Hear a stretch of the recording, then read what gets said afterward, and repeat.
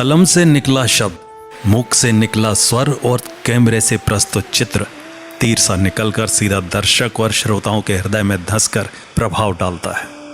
यह सोचने समझने का अवसर दिए बिना अपना काम करता है। बदलती जीवन शैली, बदलता संगीत और बदला बदला दिलो दिमाग देश और दुनिया को बदलने के लिए उतावला है। ऐसे में ज़्यादातर लोग बदले हुए रंग एवं परिस्थितियों में स्वयं को बदल लेते हैं। फलस्वरूप उनके जीवन में, उनके लेखन में और उनके चाल चलन में बदलाव दिखता है। किंतु इससे भिन्न कुछ एक ऐसे भी होते हैं जो बदली हुई परिस्थितियों में बदलते तो ज़रूर हैं, किंतु अतीत को याद कर रोमांचित होते रहते हैं। इन्हीं कुछ लोगों में प्रवीण केसरी हैं, जो आगे की जगह पीछे की ओर देखकर रचना कर्म करते हैं। ये जोखिम भरा कार्य है, क्योंकि यशगान का आदि समाज रहा है और अवगुणों को बखान करने वाले आलोचक नहीं, बैर पालने वाले माने जाते हैं।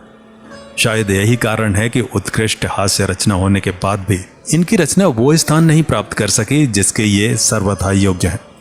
रचनाकार स्वतंत्र व्यक्तित्व का मालिक है, इसलिए समाज के प्रत्येक रंग पर हास्य व्यंग निर्भीक रूप से किया है, जो हास्य व्यंग के पढ़ने से स्वयं सिद्ध होता है। मैं इनके व्यक्तित्व से प्रभावित होकर कागजों पर लिखी रचनाओं का अध्ययन करते करते संपादक की भूमिका में आ गया हूँ।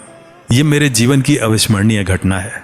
जब लोग विकास में आगे बढ़ रहे लोगों पर अपनी दृष्टि कर महिमा मंडन में लगे हैं, उस समय में भी लेखक पीछे छूट गए लोगों की पीड़ा को अभिव्यक्त हास्य व्यंग में करते हुए कुछ एक हृदय को छू लेने वाली पंक्तियों में बहुत कुछ कहकर जीवन को जीवंत होकर जीने की कला का प्रदर्शन करता नजर आता है। और शायद यही इनका साहित्य है। साहित्य पत्रिकाएं बंद होने के कगार पर हैं या बंद हो गई हैं, और जिन पत्रिकाओं का प्रकाशन हो रहा है उनका चेहरा बदला है। अनेकों बाजार की मांग के अनुसार राजनीतिक समाचारों के साथ ब्यूटी टिप्स, फूड, फैशन इत्यादि में खुद को जिंदा रखने का प्रयास करते नजर आते हैं। मानवीय संवेदनाओं को वारने वाला साहित्य मृत्युशैया पर लेटकर मृत्यु का इंतजार कर रहा है।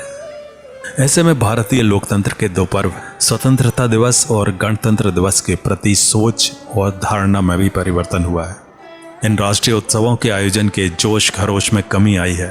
फर्ज अदायगी और रस्मो रिवाज का पालन भर किया जा रहा है। इस दिन जनता के सुख, समृद्धि और विकास की बातें तो की जाती हैं, किंतु अगले ही दिन कुटिल मानसिकता से इनकी भावनाओं का कत्ल कर दिया जाता है। इन्हीं विस्तृत प्रसंगों में हास्य व्यंग यह पुस्तक समर्पित है, जिसमें हुए संपादकीय त्रुटि के लिए क्षमा का नम्र निवेदन किया जा रहा है।